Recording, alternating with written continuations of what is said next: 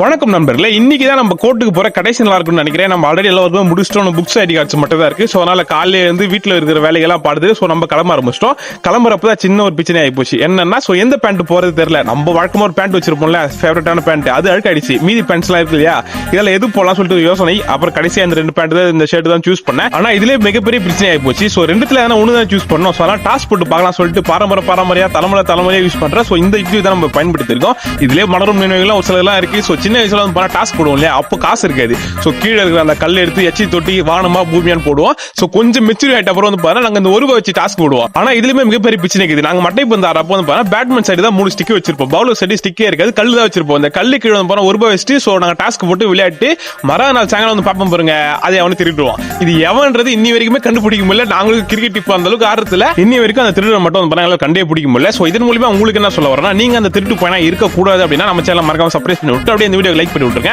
So நம்மளும் அப்படி பேசிட்டு வந்து மெட்ராஸ் யூனிவர்சிட்டி வந்துட்டு உள்ள போயிட்டு அச்சு புச்சு புக்ல வாங்கிட்டேன். எந்த அளவுக்கு கஷ்டப்பட்டு அண்ணனுக்கு வேறு பாத்தீங்களா, பெரிய கியூ, அதை நின்று தான் வாங்கணும். ஸோ நம்ம பேர் கூட்டாங்க போய் வாங்கிட்டு வந்துட்டு, ஸோ இவரு தான் நம்மளோட ஒரு புதிய நண்பர் அங்கே கிடைச்சாரு.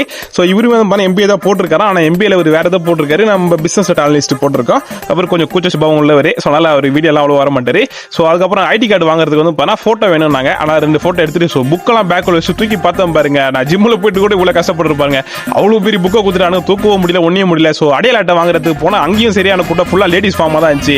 ஸோ நம்ம அதுக்குள்ள அச்சு பூச்சி ஐடி கார்டெல்லாம் வாங்கிட்டு ஸோ அங்கேருந்து கிளம்பிட்டோம். நீங்களாம் புக்ஸ் வாங்க வரீங்க, நான் கொஞ்சம் சீக்கிரமா வந்திருக்கேன். நான் ஸ்டாக் இருக்கும்போது அடிக்கடி காலி ஆயிடுது. ஸோ நம்ம அடையாள அட்டை வாங்கலாம் வந்து பாருங்க, அங்கேயும் பிரச்சனை ஆகி போச்சு. ஸோ நம்ம அட்ரஸ் வந்து பார்த்தீங்கன்னா புலம்பாக்கன்றதுக்கு பழம்பாக்கன்னு போட்டானுங்க. இது இன்னொரு நாள் வந்து மாற்றணும்னு நினைக்கிறேன். ஸோ தொடர்பு இன்னும் அதிகமாயிட்டே போகுது நண்பர்களே. நம்ம எப்பப்பெல்லாம் இங்கே வருமோ அப்பப்பெல்லாம் மதிய வேலை ஒன்றும் கரெக்டாக ஸ்கிப் ஆயிடுங்க. காலை வேலை வந்து பண்ண வீட்டில் சாப்பிட்டு வந்துடும். ஆனால் மதிய வேலைக்கு வந்து பாருங்க ஃபுல்லாக மீன் ஐட்டமாக தான் இருக்குது. மீனுக்கு நம்மளுக்கு அந்த அளவுக்கு ஆகாது. ஒன்லி பிரியாணி மட்டும் தான் பிரியாணியில் வர நம்ம. ஸோ ஃபுல்லாக தேடி பார்த்தா எனக்கு அங்கேயும் கிடைக்கிற கொஞ்சம் தூரமாக போகிற மாதிரி இருக்குது. அதனால் மதியம் நான் சாப்பிட்றதே இல்லை. ஸோ வர வழியில் வந்து பரவாயில்ல மழைலாம் பெஞ்சு அதை வீடியோ எடுக்க விட்டேன். ஸோ அதன் பிறகு அங்கிருந்து செங்கல்பட்டு வந்துட்டு அங்கிருந்து பேருந்து நிலையத்துக்கு வந்தா. ஸோ ஒன்னே பஸ் கட்சிச்சு பயங்கரமான ஹாப்பி நண்பர்களே. ஸோ அவ்வளோ நண்பர்களே, நம்ம வாழ்க்கை இப்படி தான் போச்சு. ஸோ அண்ணன் உடம்புல உயிர் மட்டும் தான் போடல, கண்ணு காது கை காலு எல்லாமே போயிடுச்சு. ஸோ ஒரு வாரத்துக்கு ஃபுல்லாக பெட் ட்ரெஸ் தான். வீட்டுக்கு வந்து 10 ட்ரெஸ்ஸும் மாற்றல. ஸோ நம்ம சேனல் மறக்காம சர்ப்ரைஸ் பண்ணி விட்டுருங்க.